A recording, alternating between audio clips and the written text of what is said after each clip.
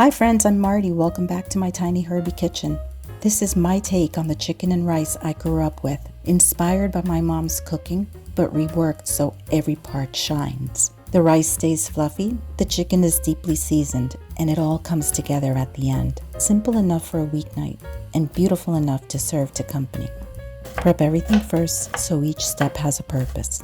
The chicken and rice cook separately.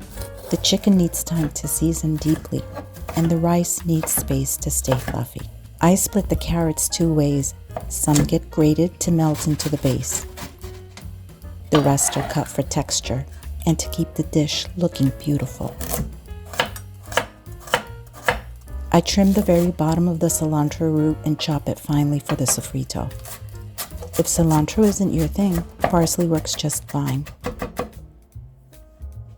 I tie the warm spices into a little spice bundle so I can pull it out in one move later. I score the chicken lightly, just enough to give the spices somewhere to settle. That way they stay put while the chicken cooks, instead of falling off and burning in the pan. Garlic, cumin, and salt. Nothing complicated, just the basics done properly. I massage it, give it a few gentle pats, and that's it.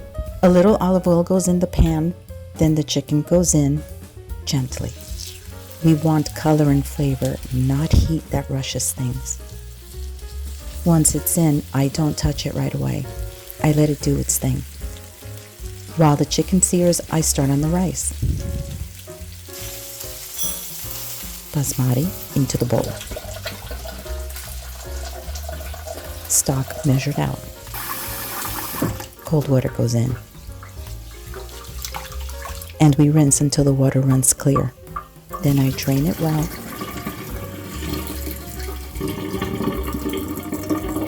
And let it sit.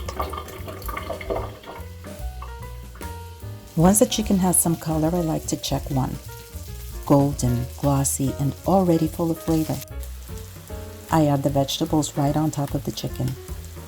They'll deglaze the pan as they cook. No need to take anything out.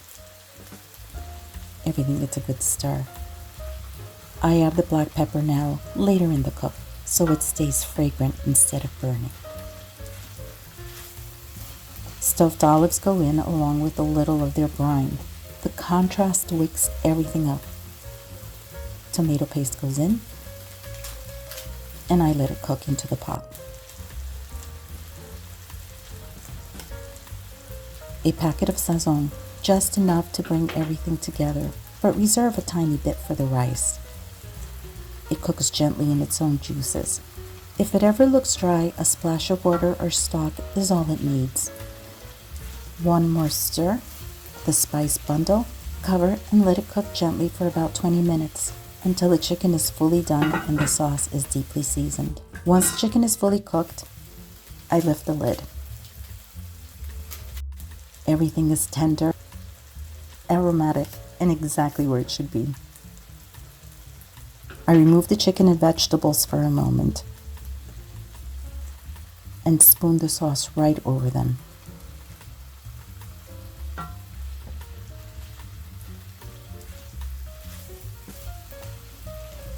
Back in the pot, a generous drizzle of olive oil. This isn't the moment to be shy. The oil is what gives us that golden bottom.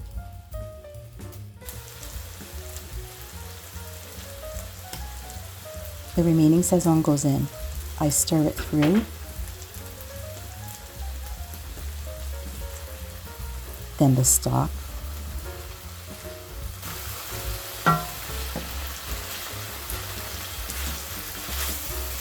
One more stir.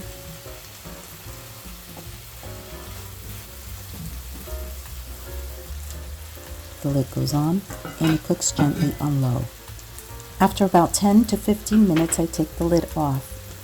The grains are tender, separate, and glossy. At this point, the rice needs a little time to dry out, and that's how the crust forms. And you can see it starting to form.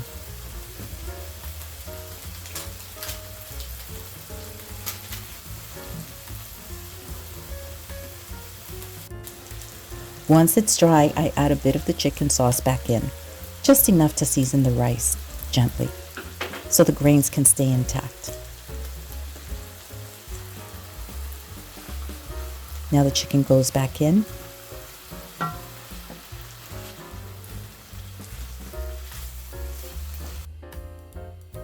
I tuck it into the rice, arrange the vegetables and olives, and spoon the sauce over the top.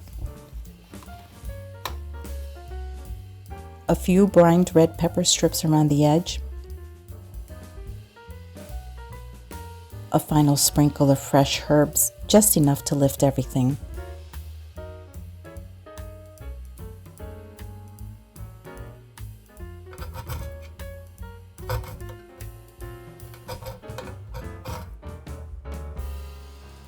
And then the bottom.